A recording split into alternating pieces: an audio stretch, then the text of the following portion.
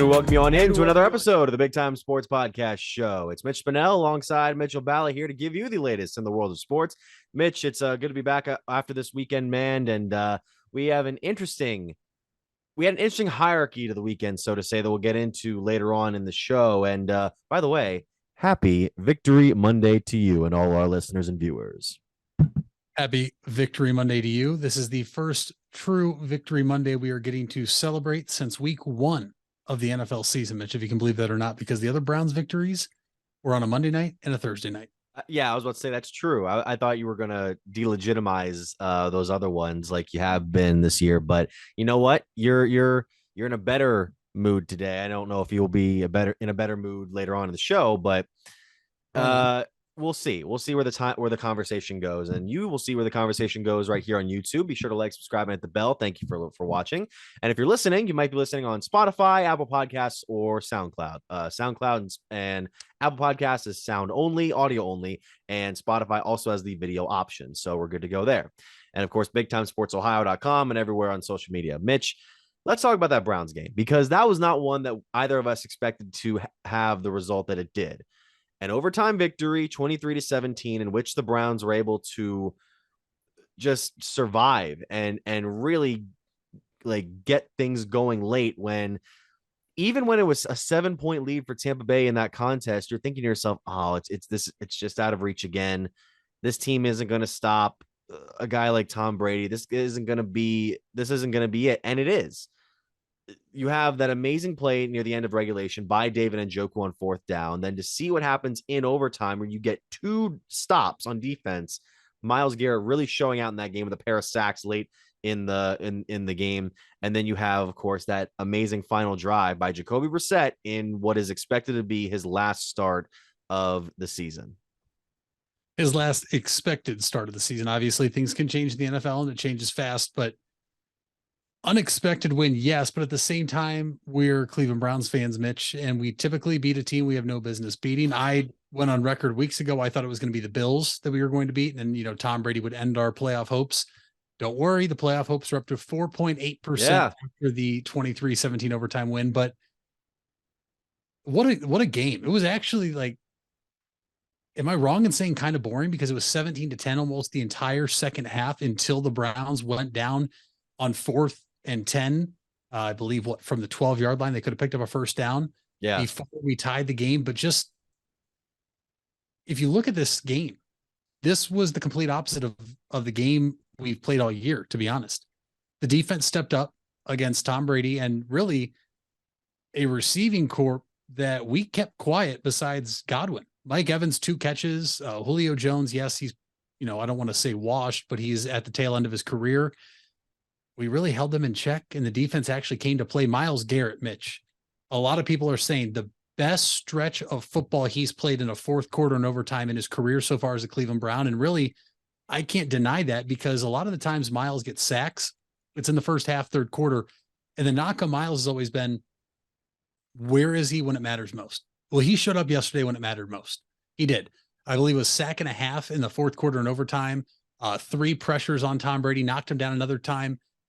Just a tremendous effort from Myles Garrett and the defense yesterday.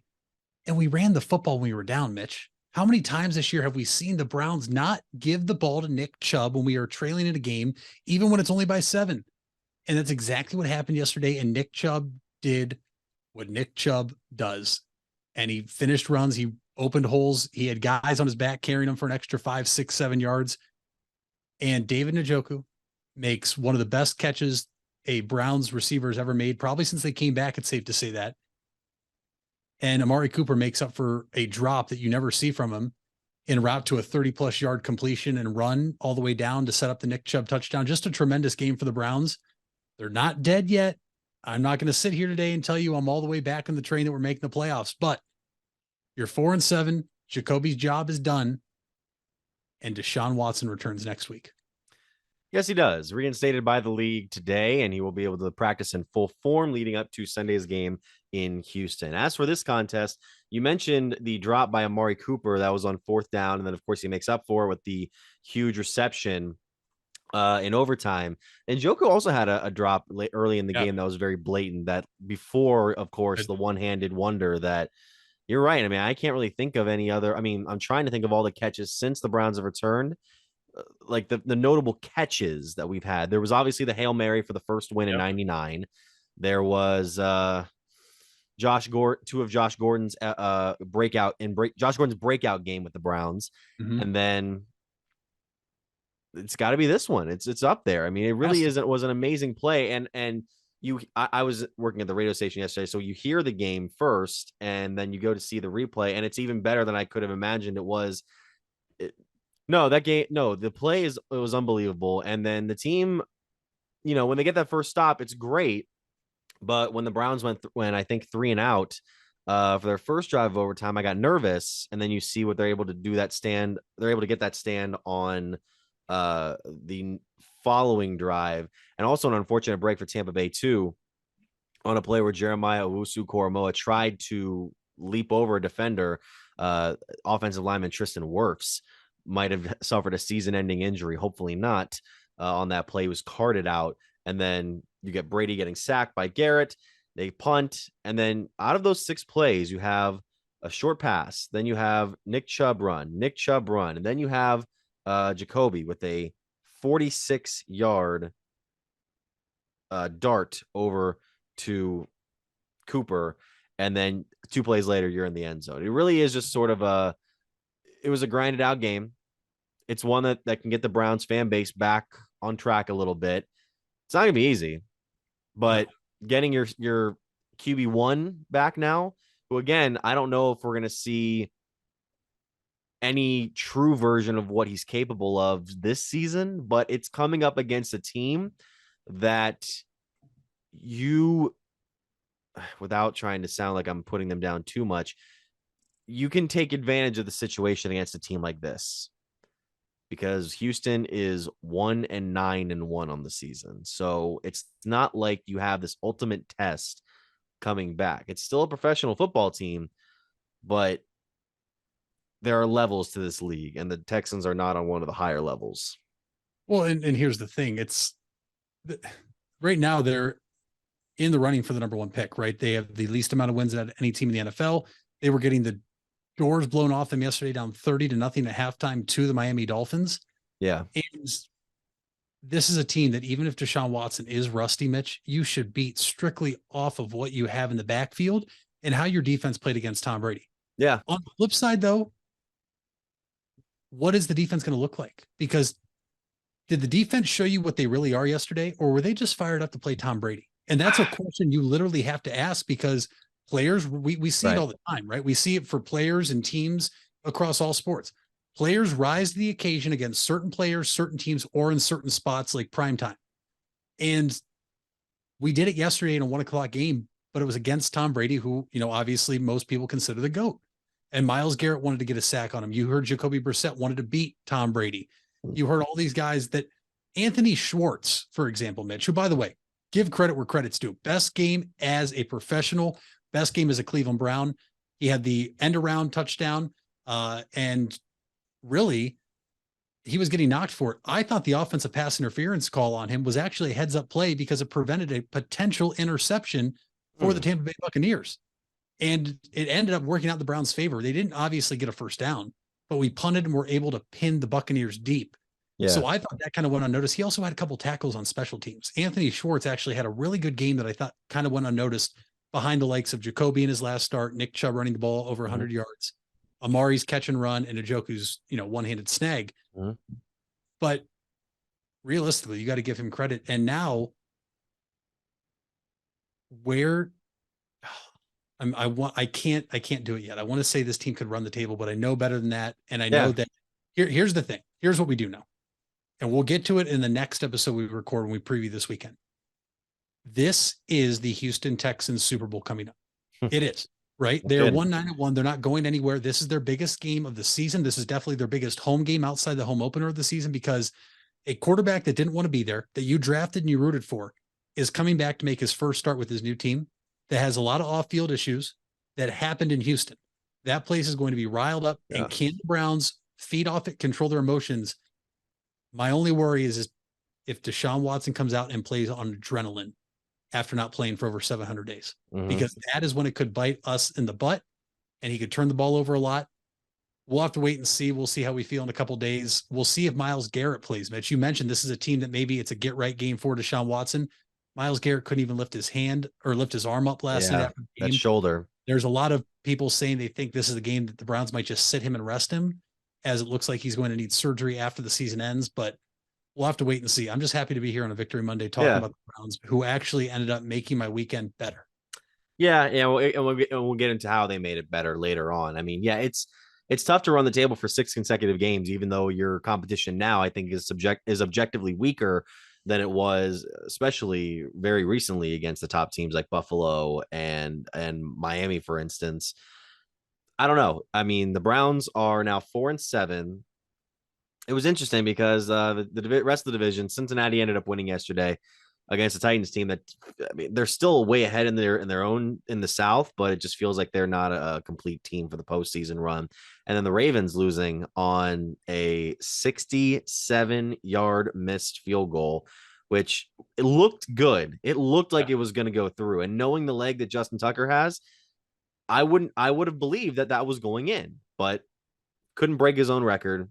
The fact that he owns the record is impressive enough. But it was an interesting week. And of course, the Steelers play the Colts Monday night. So yeah, we have that to look forward to.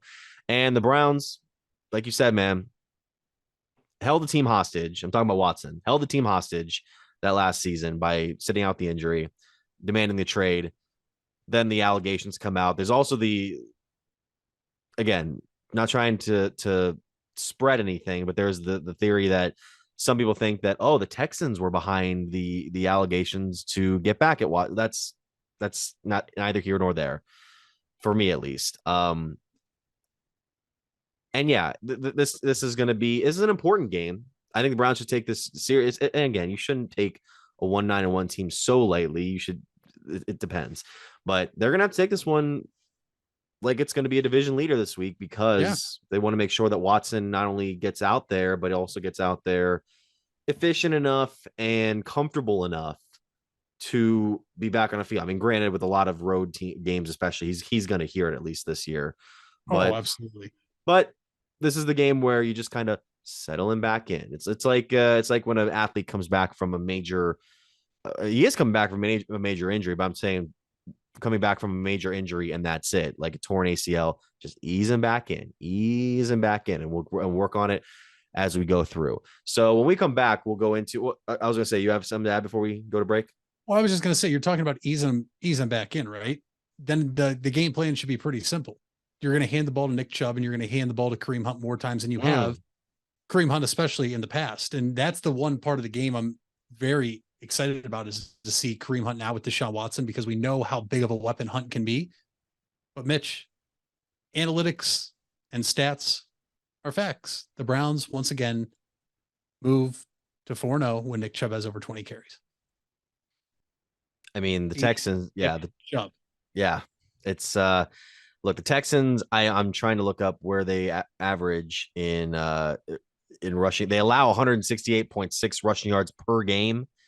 So, take advantage of this. Do what you got to do. Give Nick Chubb 30 carries, Kareem Hunt 15 maybe, and just get out of there with a victory if you can. But that, again, we don't know what's going to happen. Nobody thought the Browns were going to win this week, so we'll see. When we come back, we'll go more into the other game this weekend. We'll be back right after this. Buying a home has never been so affordable with record low interest rates. Hartzler's Quality Housing is ready to put over 40 years of experience to work for you. Family owned and operated since 1978, Hartzler's has a wide selection of model homes on site with a knowledgeable team to help make your new home a reality. Open 6 days a week. Visit them off I-77 in Dover or online at hartzlers.com. Hartzler's Quality Housing. Quality from start to finish. You deserve the best. And at Ferris Chevrolet, Buick, Cadillac, Toyota, that's what you get.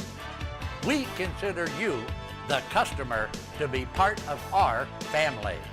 Anybody can make promises, but when you visit Ferris, you get the Ferris deal from a Ferris wheel. So if you're looking for a car, truck, or van, think Ferris. Think Ferris. You invest a lot in your home and vehicle purchases. Van Nostrand Young and Associates want you to feel secure should anything happen to those investments. We partnered with providers like Grange Insurance and other industry leaders to be sure you're presented with the most complete coverage to fit your needs. Because we're not only here to protect the items you invest in, we're here to protect your future as well. Call Van Nostrand Young Insurance in North Canton at 330-497-1867. We all have 206 things in common. Our bones keep us up and moving. And we at Cleveland Clinic Union Hospital care about every single one of them. From the tip of your finger to a brand new hip, our orthopedic experts will keep you going while keeping you safe. For every break and breakthrough, for every bone and joint, for every care in the world. Get the care you need when and where you need it. Visit unionhospital.org. When others treat your fries as an afterthought, all you're left with are cold, soggy fries. That's why Wendy's new fries are ones you won't forget, guaranteed to be hot and crispy, or we'll replace them. We're talking natural cut, skin-on fries, perfectly seasoned with a hint of sea salt. In fact, they're even preferred almost 2-to-1 over McDonald's. These are fries so hot and crispy, they beg a new question. What would you like with your fries? Try them today, only at Wendy's. At participating U.S. Wendy's, taste preference based on a national taste test by an independent research company. And we're back here on the Big Time Sports Podcast Show. Mitch Spinell alongside Mitchell Balla. Look, Mitch, we talked about the NFL the last segment, so now we go back down a level. And speaking of going down a level, Saturday, man, was a bit of a wake-up call for one of the top programs in the country. I'm happy we're doing this segment today, because if you'd talked to me after the game Saturday or maybe even into Sunday, I think I would have been on the same rage train as you are about to be. But I think I'm a little more tempered this day. And it's because even though Ohio State ended up losing the game to Michigan for the second consecutive season, this one, first of all, oddly close enough to the score, or close to the score from last year. Last year was 44-27. Last year, and this year was 45-23. You know, it's not a great look for a program when, after leading at halftime, you get outscored 28-3 in your home park.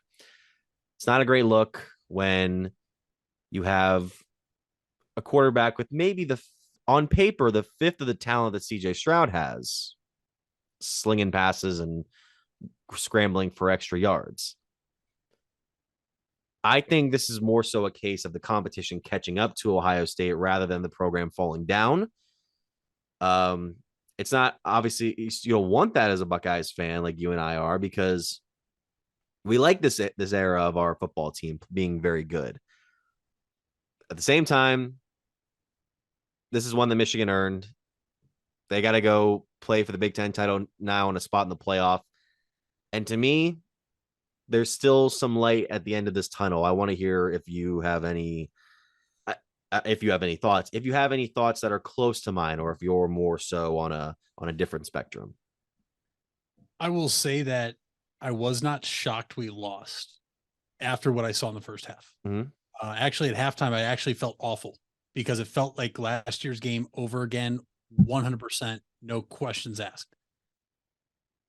It's embarrassing, though, is what it is, because you hear all the talk all year. We've heard all the talk our entire life. This is the only game that matters. Only game that matters is beating the team up north. And Ryan Day has now lost 2 in a row. And CJ Stroud is now 0-2. And this team is soft. They're not tough. Michigan is tough. There's no reason Michigan should come in here and beat you by a wider margin than what they did last year in their own place. And the crowd was phenomenal until Michigan took them out of it. And that's exactly what you're supposed to do as a road team. But there's just so many question marks. And I don't even want to talk about if this team, can they still make the playoff? Yes. Do they deserve to? I don't know. I don't know. We'll get to that. That's not where I'm going with it, but there's been so much talk in just the past few days of Ryan Day has to go. And I will listen to both sides of it. I will listen that he's 45-5 now, or 45-4. Right. and 2 of those losses are to your rival. And Yeah. for them to not only beat you in the manner of which they did, but also ruin your chance at your first goal every year, which is a Big Ten championship, ruin your second goal of making the college football playoff, potentially, and then potentially also ruin your goal of winning a national championship 2 years in a row. After you talked about how this game means so much and you put everything into it 364 days ago, the preparation started for this game, and they were ready, and they were anything but ready. They really were. JJ McCarthy outplayed CJ Stroud in his home field. And this is CJ Stroud, who was the favorite to win the Heisman on paper in all the betting sites for the past 3 or 4 weeks. And CJ Stroud did a CJ Stroud thing, which he has 1 or 2 blunders a game. And of course, it happened at the most inopportune time when he tried to flick a pass up and it got intercepted. Yes. The game was probably over by then. But his IQ at times, Mitch, shrinks and goes down so much. You really sit here and wonder, is this guy going to be a good NFL quarterback? And it's why I've had doubts about him. And it's why I've never really been fully behind him. Not that I don't like the guy, but it's just Fields I could get behind. Haskins, Terrell Pryor, Braxton Miller, JT Barrett. I mean, my gosh, those guys didn't lose. And then for CJ Stroud in the postgame to say that this game shouldn't define your season, what an awful thing to say. Because this game means everything to the state. This game means everything to the university. And this game means everything on your coaches and your team's record. Because now Ryan Day has as many losses combined as Jim Tressel, Luke Fickell, and Urban Meyer did.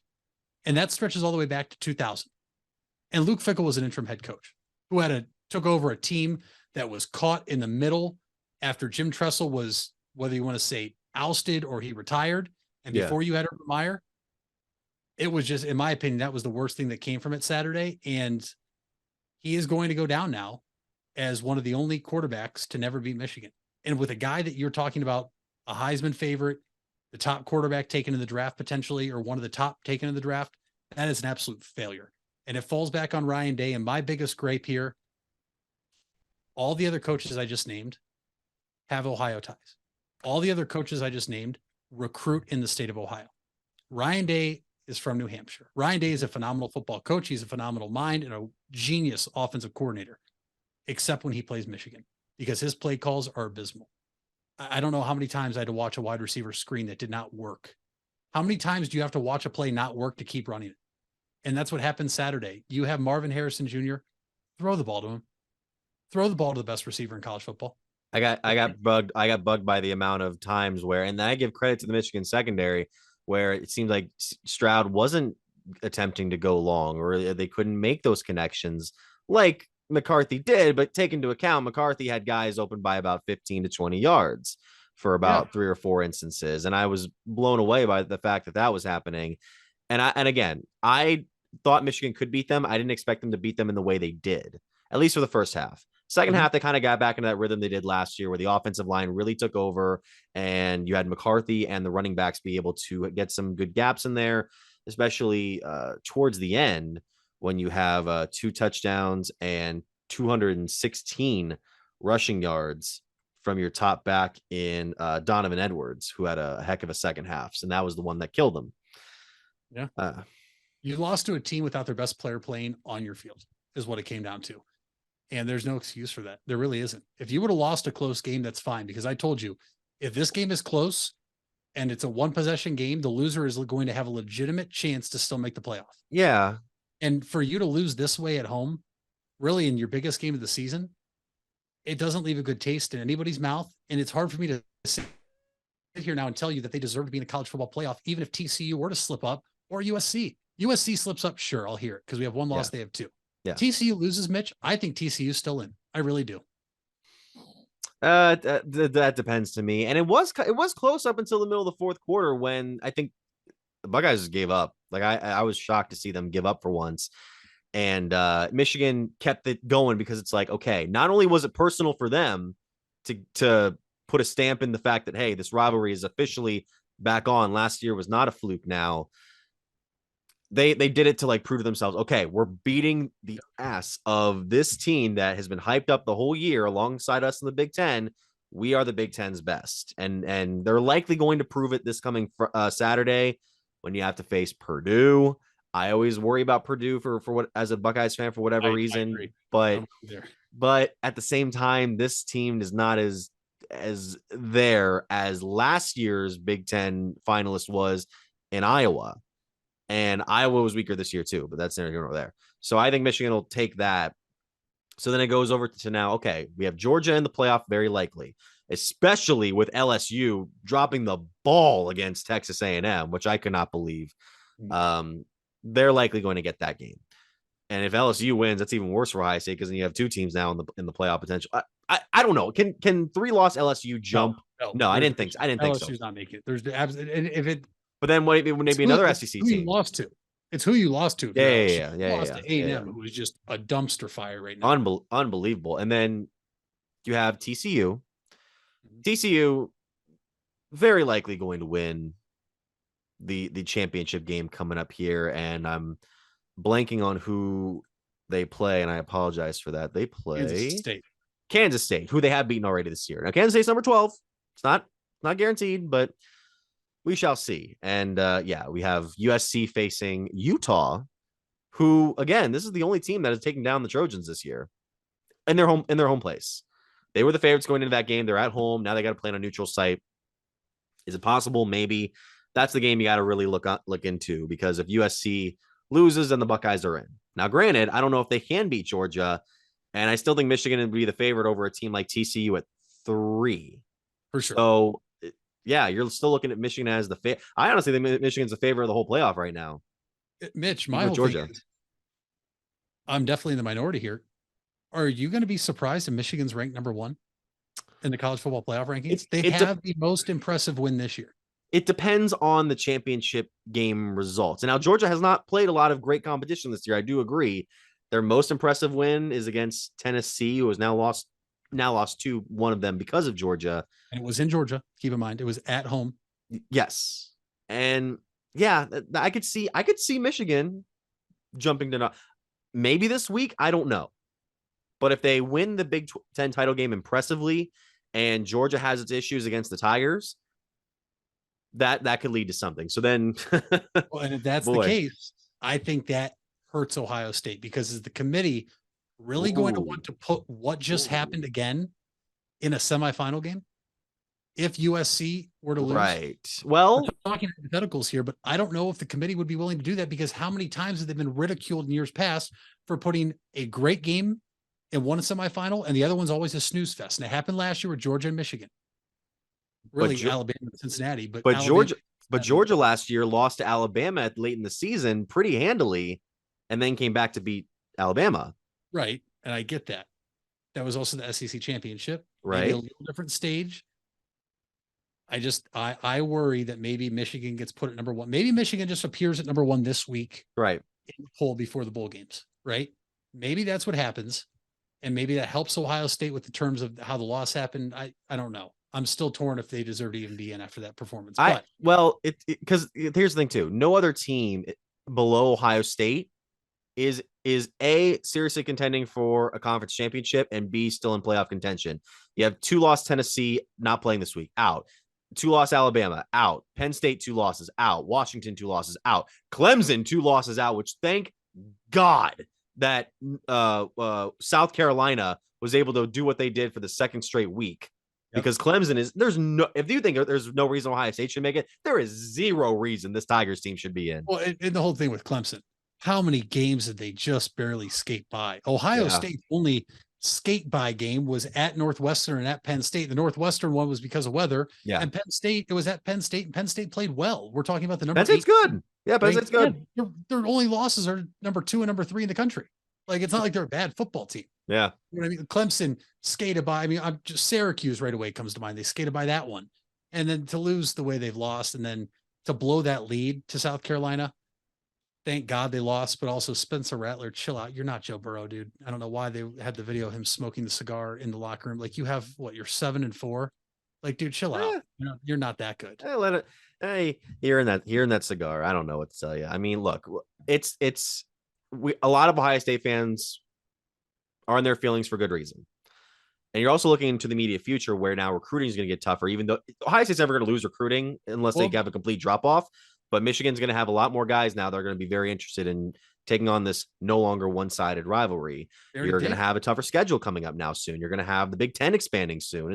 And thank goodness the playoff is expanding now, because I think Ohio State's days as a perennial top 5 team might be numbered. But I still think they can be a top 15 to 20 team that can get into the playoff among a 12-team bracket.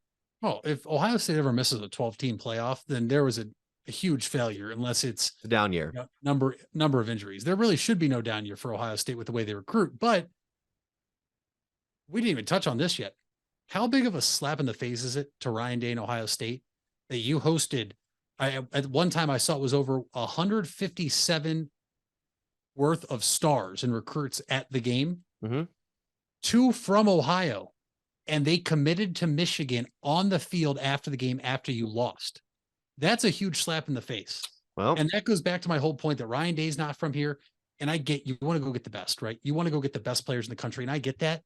But if you stop recruiting the state that's born here and raised on the rivalry, it's going to come back and hurt you. And a lot of these players, Mitch, are from all West Coast or down South. They don't understand the importance of being here. You heard AJ Hawk on College Game Day talk about Jim Tressel showed up, didn't really even offer him a full ride scholarship, and said, I want you here. And AJ Hawk committed on the spot. An Ohio guy. How many Ohio guys have we seen time and time again leave their mark on this game? And the same thing, the Ohio guys that don't get recruited by Ohio State that go to Michigan, like Charles Woodson or Desmond Howard, and they leave their imprint on the game. Ohio State right now, Mitch, in my opinion, just not only lost the game, but they're going to lose an edge in recruiting here. Well, it's up to them to make, for their sake, make the 2 players that committed on Saturday, show them that they made a mistake. What would be 2 or 3 years from now. So so that's what we got for Ohio State. Obviously it's a tough loss, but hey, 362 days from now, we'll be back.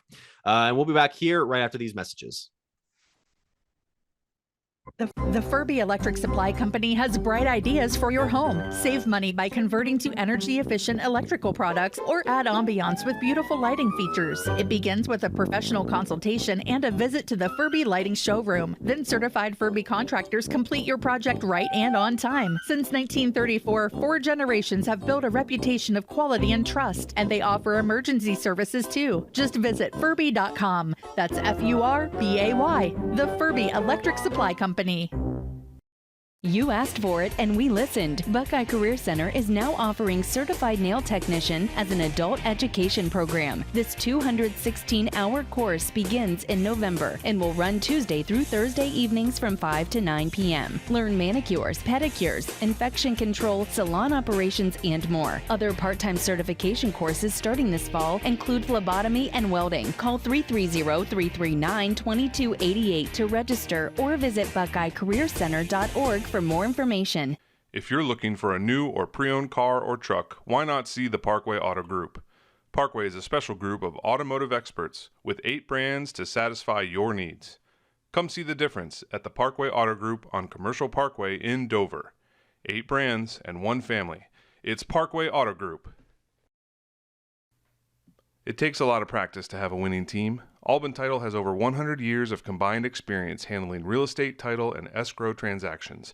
They serve Tuscarawas, Stark, Carroll, Harrison counties, and more. So choose Albin Title for your next home refinance, sale, or purchase. They'll get it done quickly and professionally. Contact Albin Title at 330-334-5800 or visit their website albintitle.com. Let them put their experience to work for you. Fall is in the air and part-time career enhancement courses at Buckeye Career Center are on the horizon. Registration is now open for Introduction to Beekeeping, Basic Small Engine Repair, and Sign Language. These part-time offerings run on Tuesday evenings and begin in November. Let Buckeye Career Center help you learn a new skill or advance your current skill set. Call 330-339-2288 for more information or to reserve your seat in one of these or our other part-time classes. Where you matter. You matter. Everyone plays a part. We all have a role. Each of us can make a difference. You do matter, and the best way to have a positive impact is to pay it forward. With each of us helping one another to cope, feel better, and know that we belong. Pass on the positivity today. Tell someone else they matter too. Alt Care. Alt Care, Alt Care, where you matter. Back here on the Big Time Sports Podcast Show, Mitch Spinell, Mitchell Balla. Mitch, before we go into the discussion we're going on here, I want to take it back quickly to the NFL because I want to know if I can get you in on this business venture. Did you see any of the Commanders game on Sunday? I saw bits and pieces of it for sure. Okay. Did you see anything that happened after the game? Oh, I think I know where you're going with this. So for those, yeah. So for those of you who are listening at home and are not aware of it, Brian Robinson of the Washington Commanders had a unique fashion choice. I would say one iconic fashion choice. In this, how do I describe this? He was wearing a hat that was too big for his head. Now you might be thinking, oh, well, that's fine. I mean, guys wear like the loose fitting hats all the time. No, this was legitimately like, I can't go ahead. It's basically a mini umbrella sized hat on your head. I will try to, I'm going to put the photo up on this video because like, good God, man. And the company, oh crap. I had it here and I lost it. Hats. I believe it's just big hats. Where is it? Bighats.com. No, it's not what it is. Noggin Boss. That's what it was. It's called. The company is called Noggin Boss, like Noggin Boss. And look, Mitch, these are custom made caps that you can get any emblem you want on it, any color. I'm looking at them right now. A basic cap gets you, will set you back $75, which I was just as stunned as you are when you hear that. I mean, it seems like something something so stupid enough that it's funny enough that I would buy it. Because I'm into buying stupid stuff for the joke. I bought a Wisconsin volleyball shirt out for $20 on Amazon for no reason, no particular reason at all 4 weeks ago. That's actually true. I did that.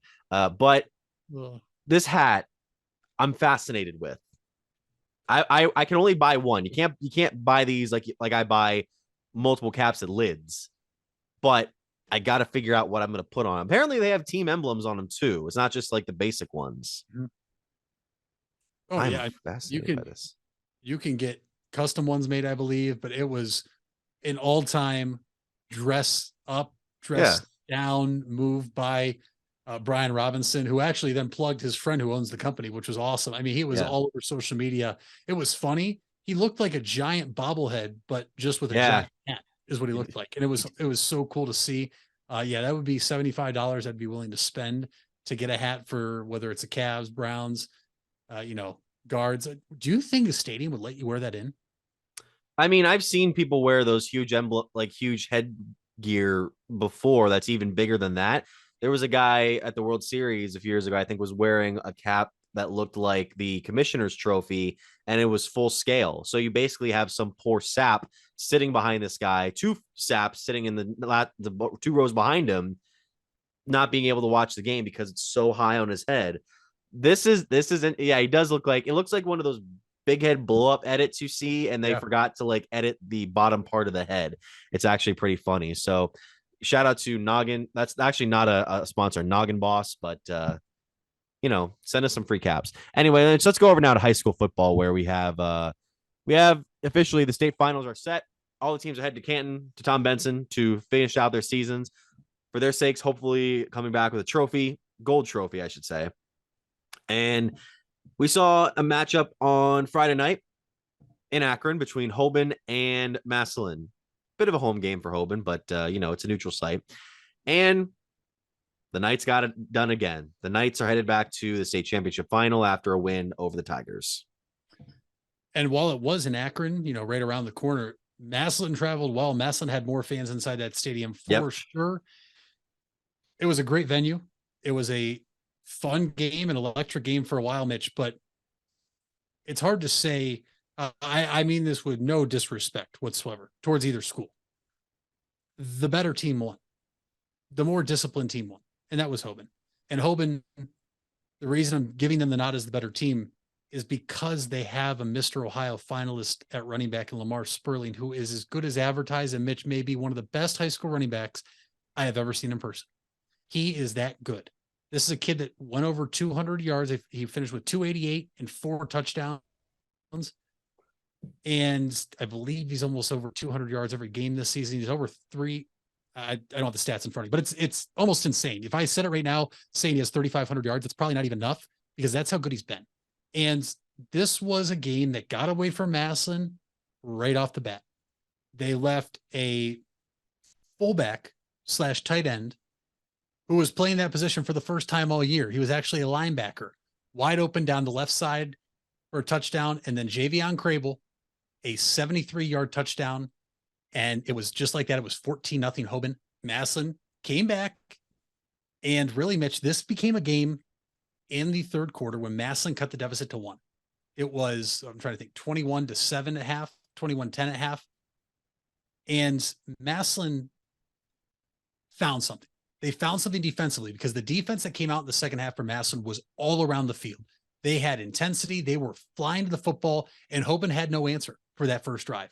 Massillon then offensively found something against Hoban's defense.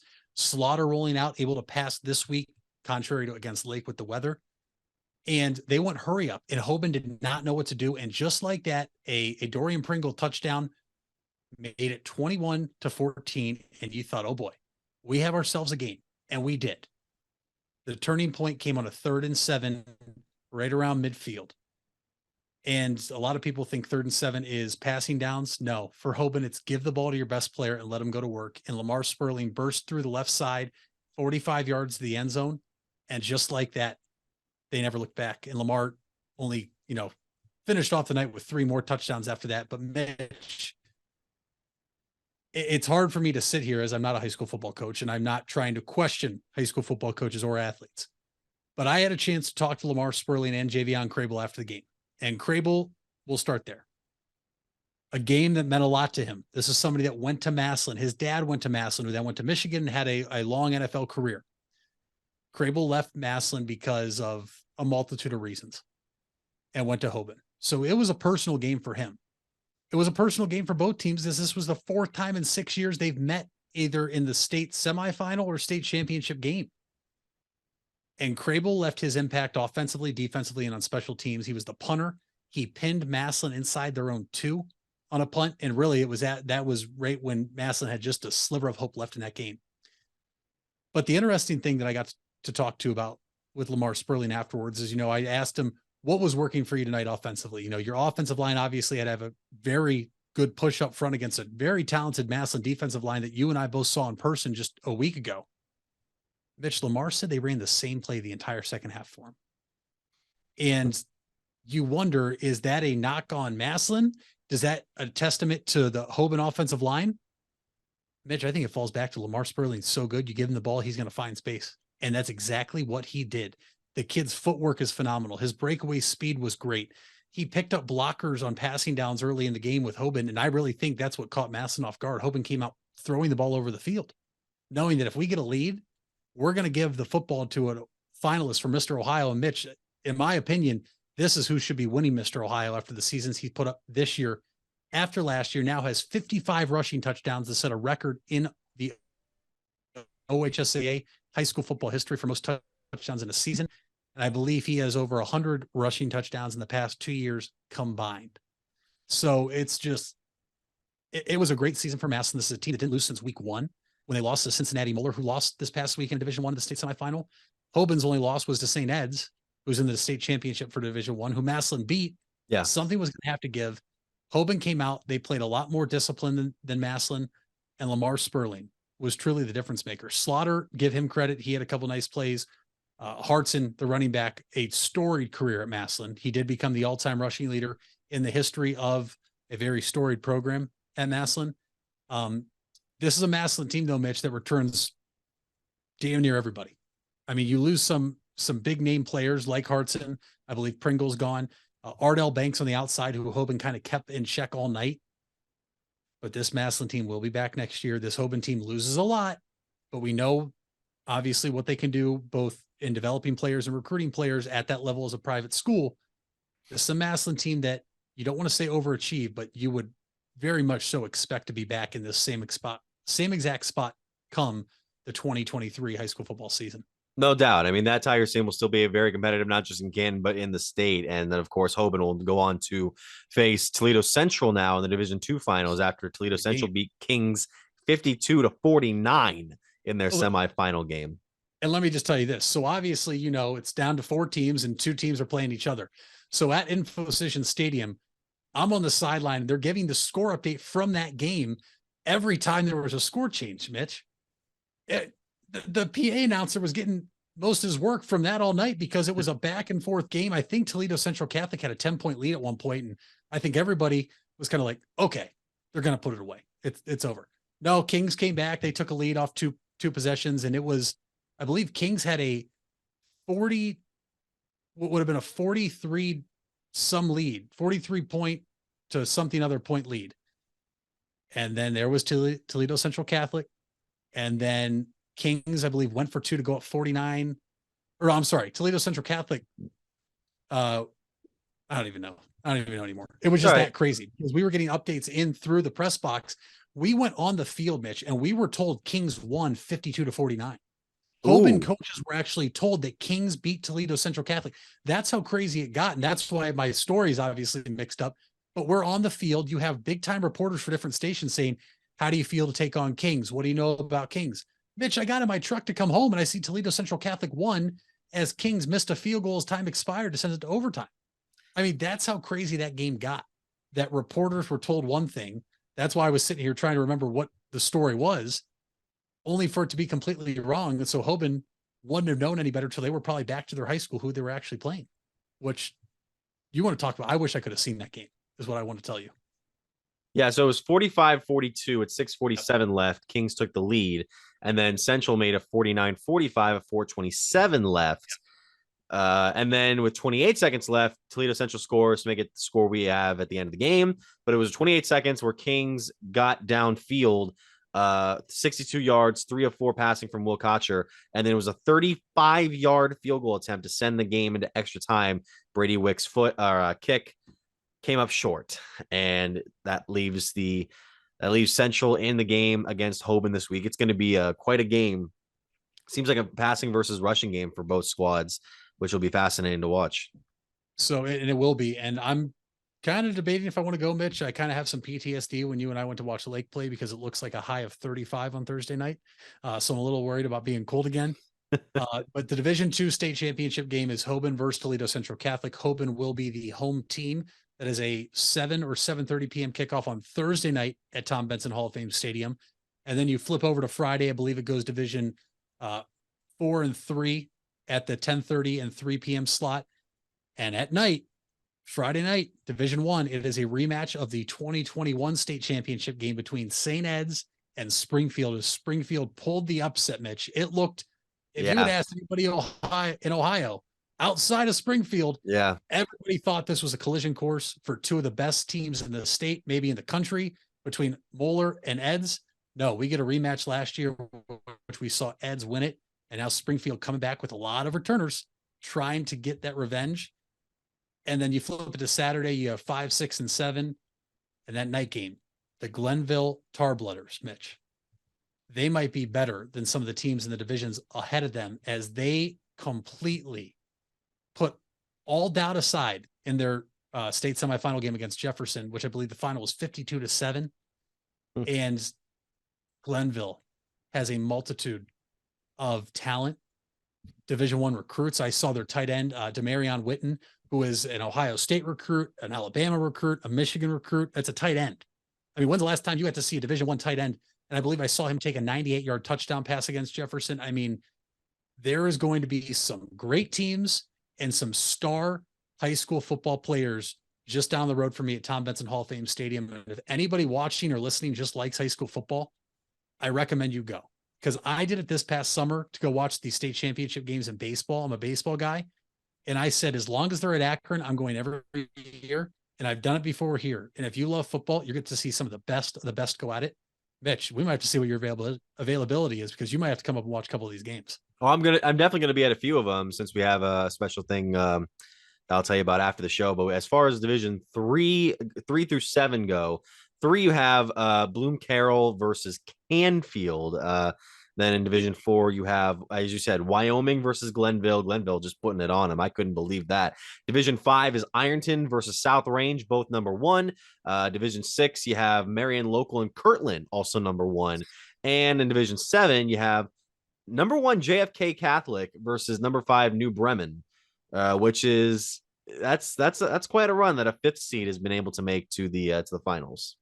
3 teams you mentioned in there. Just going over that schedule. 1, Canfield, not too far from here. You have to imagine that, that community is going to travel well here to Canton, and they might have what you would say a home field advantage. 2, South Range, avenging last year where they fell short, obviously, to a team that moved to a different division. But South Range now is back where they've always wanted to be the past 2 years, where I believe they've fallen to the regional final. And Kirtland, Mitch. Kirtland is a powerhouse. I don't think people understand what I mean by that. Years ago, when I was an intern at, ESPN Cleveland, I went to a high school football thing as a street team. And I was looking around thinking, oh my gosh, this place is sold out. There's police officers everywhere. I thought, what the heck? They said, oh, they get their rings tonight. And I said, oh, they won states. They said, yeah, these are the special ones for their 4th one. I said, oh, that's nice. 4th in school history. They said, no, this is their 4th in a row. And I was like, what? They said, oh yeah, the senior class that just graduated never lost a game. They won states that year. Then 2020 happened and teams dropped out of schedules. Some schools decided not to play. Kirtland was able to schedule whoever they want. Mitch, this is a team that has no business playing Division I teams. They went to Solon and beat Solon, a Division I team. This team plays above what their division is, and this team is a legitimate powerhouse as they are here every year. I mentioned South Range. This is the team that's ended South Range's season the past 2 seasons. Kirtland doesn't lose. It's going to be fun to watch that game. Well, both teams are undefeated going into that one, so that's going to be the one for at least myself to watch for sure, alongside Divisions 1 and 2. And we'll be right back here after these quick messages. We all have 206 things in common. Our bones keep us up and moving. And we at Cleveland Clinic Union Hospital care about every single one of them. From the tip of your finger to a brand new hip, our orthopedic experts will keep you going while keeping you safe. For every break and breakthrough, for every bone and joint, for every care in the world. Get the care you need when and where you need it. Visit unionhospital.org. Hard work is something you're accustomed to. Van Nostrand Young understands that principle.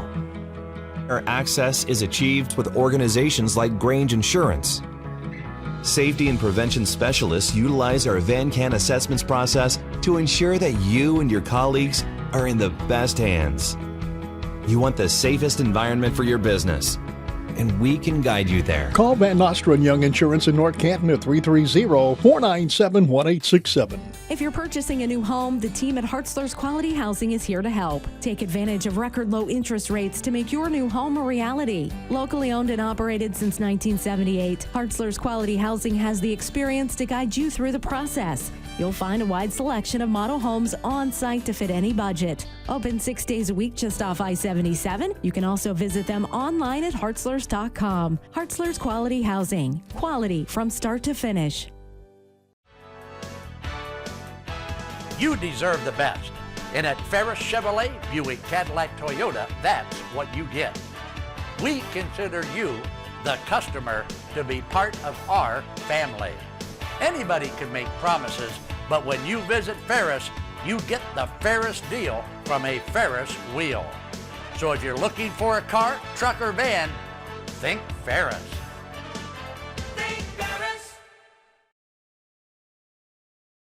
When others treat your fries as an afterthought, all you're left with are cold, soggy fries. That's why Wendy's new fries are ones you won't forget, guaranteed to be hot and crispy, or we'll replace them. We're talking natural cut, skin-on fries, perfectly seasoned with a hint of sea salt. In fact, they're even preferred almost 2-to-1 over McDonald's. These are fries so hot and crispy, they beg a new question. What would you like with your fries? Try them today, only at Wendy's. At participating U.S. Wendy's, taste preference based on a national taste test by an independent research company. We're back here on the Big Time Sports Podcast Show. Mitch Spinell and Mitchell Balla. Mitch, I don't care. I like Josh Dobbs. I don't know what to tell you, man. I'm not hating. I'm not. It's just the wording that you sent a tweet to me during the break, and I was like, "Wait, are you not happy Deshaun Watson's back?" I was very confused. No. During the recording right now, the Browns, according to reports, have waived quarterback Josh Dobbs in the wake of Deshaun Watson coming back. He'll be okay. Yeah, I figured as much. I got a thing here. It says not a report, but my friend's prediction. He'll be back on the practice squad. Kellen Mond will stay inactive. All right, that's one thing, because Dobbs had a bit of a resurgence in the preseason this year when Deshaun was struggling a little bit, Jacoby was struggling a little bit. Dobbs came in and played relatively well for exhibition games, and just to not have him on the active roster, he was good. He was the backup to Jacoby this year. He never played pretty much, and I don't know. It's just whenever you see a guy get cut in that fashion, it's like, oh, now he's got to restart it all over again, square one. No, I get it. I'm happy he's going to be on the practice squad for sure. I mean, I was banging the drums some weeks on the show saying I'd rather see him in over there over percent. So, yeah, I mean, who knows? We'll see. Yeah, he might be. I'm not sure if he'll be on the practice squad. Now, as far as the rest of this show goes, we're going to flex our European muscles, my friend. Actually, we're not going to need to do that, Mitch. Okay, good. Because we don't need to respect Europe that's going to be taken really out of context. If you're a listener over there in Europe, we appreciate you listening before Mitch goes any further. Yeah, but you know what you had coming. Saturday. It's soccer now, Mitch. It is soccer. It is soccer now. It is soccer for the rest of time. The United States heavily favored to lose against the Englishmen. Yet another instance of America coming in and standing up to the UK and saying no. Yep. And we did it, Mitch, in a tie. We tied. I thought I learned in school that when we weren't supposed to win, we beat them in a war. Yeah, twice. Oh, you're talking about soccer. Sorry, I thought we were having history. Yeah. Oh, my fault. That's on me. Oh, yeah. Of course, the U.S. was not expected to win, especially after England won. What was it, 6-2 in their opening game? Yeah, and we had a draw with Wales. No, we had another draw, but it's exactly what we needed for the U.S. men's national team. But now, Mitch, there is going to be pressure on them because you could have controlled your own destiny with just a one goal lead over Wales to win that game. Yeah. Now you have to beat Iran. You absolutely have to. A draw will not put you in the knockout round. You have to beat Iran. It does not matter by how much, if I'm correct. You could win 7-6. You could win 2-0. You have to beat them by a goal, though. You cannot draw or you are out. It's insane. And pressure is on them, no doubt about it. But that match on Friday, first time in 4 years that I had sat on a couch and watched a full soccer game be played, because we call it soccer over here, unlike you people over there who call it football, who don't know what real football is. Range of emotions. Felt like I was watching a Browns game at times. Had some range of emotions for sure. But they did what they had to do. Do I wish we could have won? Yes. Did we have a couple shots on goals that I think the players would like back? Absolutely. But you still control your own destiny, Mitch. And if that's all you want right now, going into your third pool play game. Absolutely. And the Iran thing kind of concerns me, especially because they ended up beating Wales, the team that we tied against. That's the one where it's like, oh, okay. But it's going to be a fun match on Tuesday. And I like that with the US back in the World Cup now, we get a little bit of instance of people coming together for a common rooting. In this case, the U.S. men's national team, who's never been usually expected to be very, very competitive in the World Cup.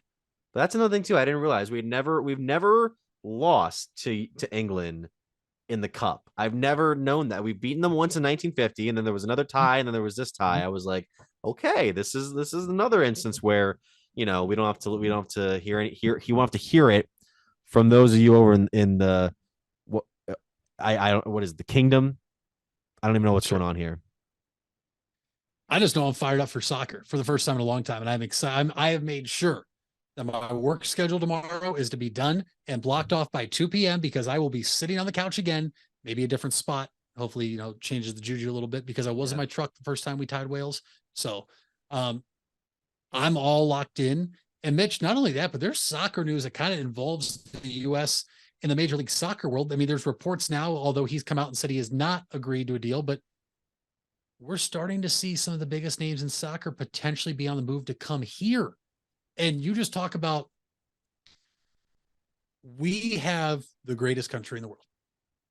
We predominantly can breed the greatest athletes in the world in certain sports. Obviously, some countries are better at other things than us. And we see that in the Olympics time after time. That's not a shot. To me, it's always been hard to believe that as a country here, we have never been able to put together a soccer team that can go and win the World Cup. Mm-hmm. I do believe, though, as the one report is, Lionel Messi is linked to coming here to the U.S. and signing a deal with Inter Miami. Now, he said he has not signed a deal yet, but he did not deny the reports that he's coming here. And now there's reports that Ronaldo could be coming here. Mitch, if those two big names, perhaps two of the biggest names since you and I have been alive that played soccer, come here to the MLS, wouldn't you have to think that soccer would all of a sudden it would be a booming effect here in the U.S. for people to want to play soccer? And maybe, just maybe, we finally put together a team that, I'm not trying to downplay the men's national team now or in years past, but a team that we should expect to be on the field, maybe. Oh, we should definitely expect them to be at least qualifying for the Cup moving forward. This team is leaps and bounds ahead of the two teams that did not qualify in the past. Mm-hmm. As far as Messi and Ronaldo coming in here, I don't know. And the reason I say I don't know is because we've had an instance like this in the past. David Beckham had that huge deal back in the late 2000s coming over from the international teams to the LA Galaxy, and just never really got it going in the MLS. It just never really took off and it's because guys like Beckham and Messi and Ronaldo, who are in their mid-30s, are kind of just using this as a high-paying retirement tour. At least that's from my perspective. It's not. Right. It's interesting to get those guys to come over here, but this is kind of like when you see a Hall of Fame worthy perennial all-star baseball player go over to play in Japan. It's cool, and it's kind of fun to see them there and get that name to sell merchandise and to be in commercials. But it kind of is just like, all right, you're just kind of playing out as much of the sport as you can until your body or your mind just can't take it anymore. Right. They're definitely at the tail end of their career. That's a fact. But you have to think with where we are as a world today and as a country today with social media, and knowing that there's some soccer players over here now that don't really get to watch them as much, if that makes sense. Because you're completely different time when they're kicking off. I mean, we're watching this game at 2:00 tomorrow. I don't even know what the time difference is there, but I believe it's night when the U.S. and Iran play tomorrow. It just has me wondering that if you start these younger kids, because Mitch, I'm not going out and playing soccer. I'm done. I'm washed up. I'm retired. I don't know if maybe you have a soccer come back in you. I don't know. But these younger kids, when you get these big names over here and you see the coverage you're going to get, do these kids all of a sudden have a switch that flips on to where they Google these guys and look at their highlights and understand how great they really were, if that makes sense? Because you see it all the time now with the younger generations in baseball, basketball, and football, right? There's kids being born now that when you talk, look, we have been blessed to watch two of the greatest to ever play a sport in our lifetime play for multiple decades in LeBron James and Tom Brady. That is not normal. That's probably not going to happen again for a while. But you have other guys, some all-time greats that retired when we were still young, Mitch, that people that are now growing up watching the game aren't going to ever get to experience, but can always go look at highlights to understand how good they were, if that makes sense. And so I just wonder if this trickle-down effect of Messi and potentially Ronaldo coming over here could have a big effect for boys and girls soccer in the United States to get back to where the country expects them to be, if that makes sense. No, I get that. And you made a good point about the social media following when it comes to a lot of these international superstars. I mean, Ronaldo is the most followed person on social media in general, but especially on Instagram. 305 million followers. You know how many LeBron James has, who's also been around the social media world for just as long? 137 million. That's insane to me. You could say Tom Brady, he got late into the social media game, but you have here a lot of these guys on the list. Ronaldo, this is according to pledgesports.org, 490 million, I guess, across platforms. Messi, 368 million. You have Virat Kohli, this is a cricket player. I'm just throwing out here, 218 million. Neymar, 177 million. Then there's LeBron, David Beckham, 75 million. Mbappe, 72.5. Ronaldinho, 67.5. Ibrahimovic, 55. These guys are known, just not known here. And it would be a huge boost to get some people interested. I don't know if it would make MLS the fifth major sport. I always kind of wondered if that should be the case, but it's kind of by default because there's really no other sport that, I guess UFC, but that's more of an individual combat thing. Mm-hmm. Yeah, you don't see a whole lot of high schools promoting that sport, if that makes sense, right? When you think of sports teams play, that's UFC and mixed martial arts isn't one of them. They promote as a team sport, so that could be a reasoning there, but we'll have to wait and see. All I know is that every time the World Cup comes around and we're in it, I become this huge soccer guy. Yeah. Yep. And I would like to potentially maybe keep soccer around longer than that. And I think maybe creating a buzz and having a team that can qualify year in and year out, and for all these other cups that are played for, would be a great start. Yep. And we'll see a number of the other games, including today even. We have a couple of them already in the books. We have Brazil beating Switzerland to get into the final 16. You have Ghana beating South Korea, Cameroon and Serbia tying. Portugal play Uruguay here very soon. And then, of course, tomorrow, U.S. and Iran, Wales and England, Netherlands and Qatar, the host, and Ecuador versus Senegal. So that is all the time we have here for the Big Time Sports Podcast Show. Obviously, thank you so much for listening. You know where to find us on all of our podcasting platforms, Apple Podcasts, Spotify, and SoundCloud. Here on YouTube, obviously, be sure to like, subscribe, and hit the bell. Obviously, you can go to our BigTimeSportsOhio.com website, at Big BTS Ohio on Twitter, at Big Time Sports Ohio on Facebook and Instagram, and then at Mitch Pinnell, at Mitchell Bella. What's the fact of the day, Mitch? Your fact of the day was Tom Brady was 218-0 when leading under 2 minutes to go in the fourth quarter. Mitch, that was reported yesterday. Do you know what his record was after the Browns and Buccaneers game? I want to say 218-1. Oh, that's a fact. You can look it up. I did see that pop up on my notifications after the game. I mean, 218 games where you're up at least seven or more with 2 minutes left. That's really something else, especially with all the teams you face, all the things that can happen. And it's Victory Monday. So I'm going to give you a second fact. The Browns odds to win the AFC North went from plus 4,000 yesterday to plus 2,000 today. There's a chance. Are we back? There's a chance. We might be back. We don't know. We have to go to Houston this week and take down a team we should beat. So we don't know here. But that's all the time. We'll get to that game next week, and we will obviously hope to see you guys back here listening or watching to the Big Time Sports Podcast Show.